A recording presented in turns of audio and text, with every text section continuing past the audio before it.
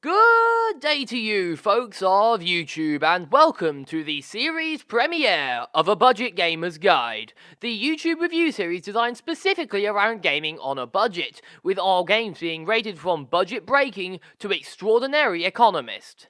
If you enjoy this video, please like, comment, and subscribe to see more from me, with Doom lore and more budget-based reviews coming soon. In this episode of A Budget Gamer's Guide, we're taking a look at Doom 2016. Doom 2016 is the sixth mainline Doom game, released in 2016 after a whopping 12-year hiatus from the franchise since Doom 3. Doom 2016, as with all other Doom games, was developed by id Software, as headed up by creative director Hugo Martin, unlike the prior mainline Doom games which were headed up by Tom Hall. The music for Doom 2016 comes from a man who absolutely looks like a supervillain, namely Mick Gordon, who also did the music for Killer Instinct, Need for Speed Shift, and Destroy All Humans 2, all of which won awards for their sound design. When not on Steam sales, Doom 2016 currently costs approximately £15 British or about $20 United States dollars. Doom is a first-person shooter, and as such is played from the first-person perspective while wielding a gun, which is sometimes replaced by either a chainsaw or your fists, depending on the situation. The gameplay maintains a fast pace throughout, with the entire combat system being based around fast movement and shooting without getting shot yourself, even though there is absolutely no cover. The difficulty ranges from easier than a cakewalk to harder than Chuck Norris's beard when he's using it to block bullets.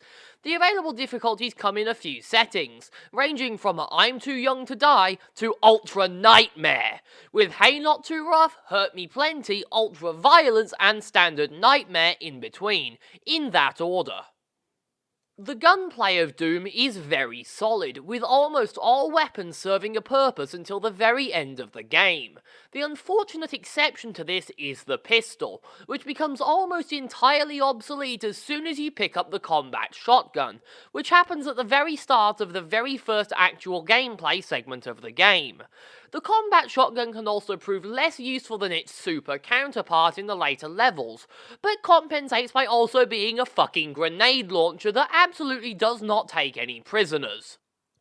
There are a few weapons in Doom 2016 that didn't feature in the original two Doom games, namely the Heavy Assault Rifle and the Gauss Cannon.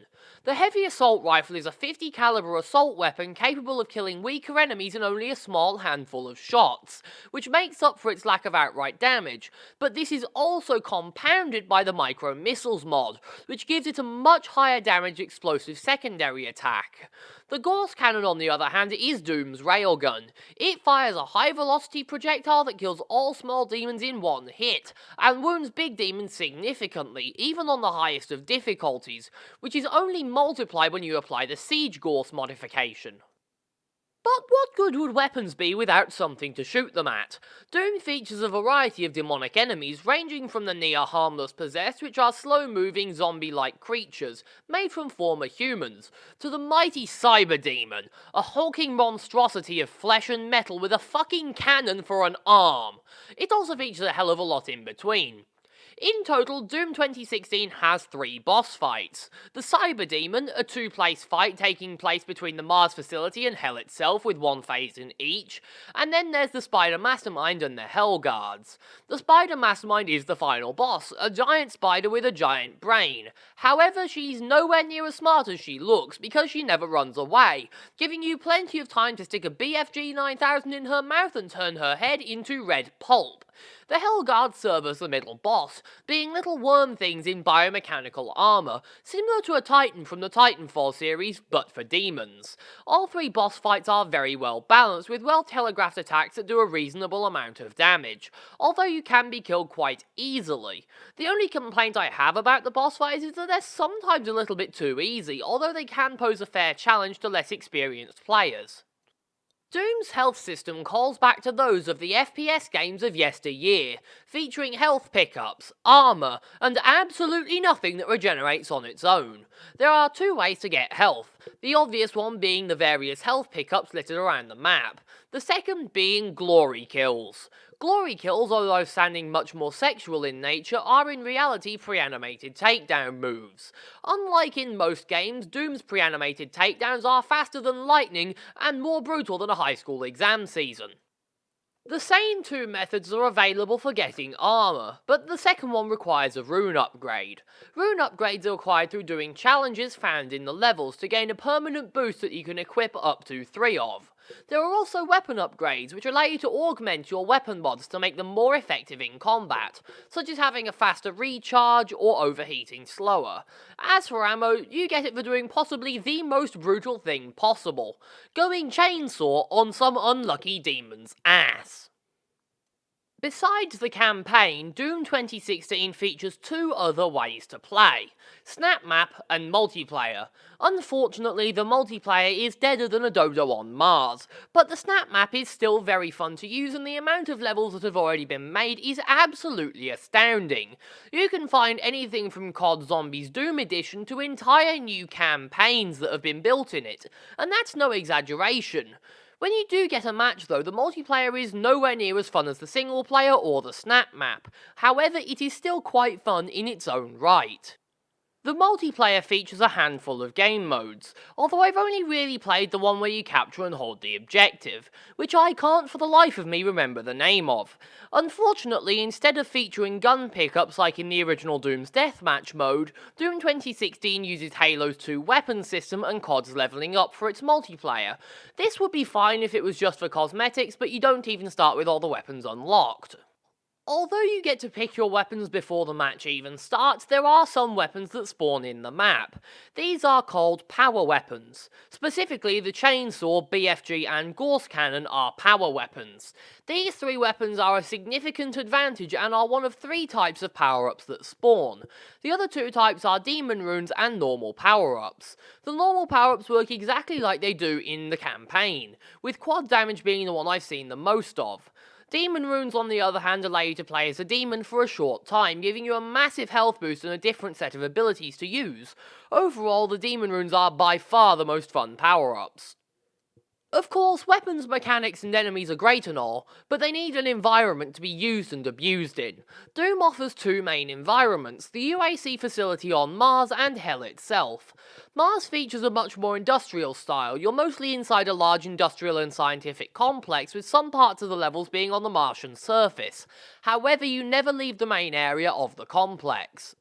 The other main location is the bowels of Hell itself, a completely different environment built out of biological and stone structures, instead of the dusty and bloody metal structures found in the Mars facility. Hell features multiple areas, some built out of cities that were once conquered by Hell, such as Argent D'Nur, and others such as Kadingir Sanctum being a part of Hell since the very beginning. Although they're very different in most ways, both Hell and Mars share one core element in their environments. They are fucking beautiful. Seriously, the graphic and level design teams put an absolute fuck ton of effort into Doom 2016 to give it some of what are, in my opinion, the best levels of all time.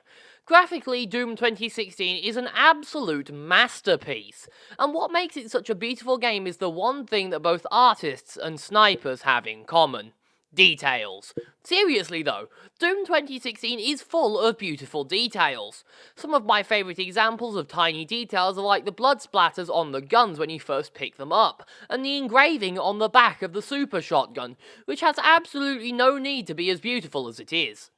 And now, onto what might be the most awesome aspect of Doom 2016. The audio, the noise, the violence! Mick Gordon has a hell of a way with music, to such a degree that he managed to literally condense purified violence into the music itself, a feat thought impossible until Doom's release. It's gritty, it's deep, it's noisy, it's invigorating, and most of all, it's metal as fuck! Mick Gordon's amazing score isn't the only thing about this game's soundtrack that is honestly amazing. The glory kill sound effects not only do a perfect job of making you feel like you're really bashing a guy's head into a wall so hard it literally explodes, but were also made in some slightly ridiculous ways. The sound effect for the Mancubus's glory kill, for example, was literally a guy slathering a steak in honey, stuffing it into a vuvuzela, and then blowing it out into a vat of cold soup.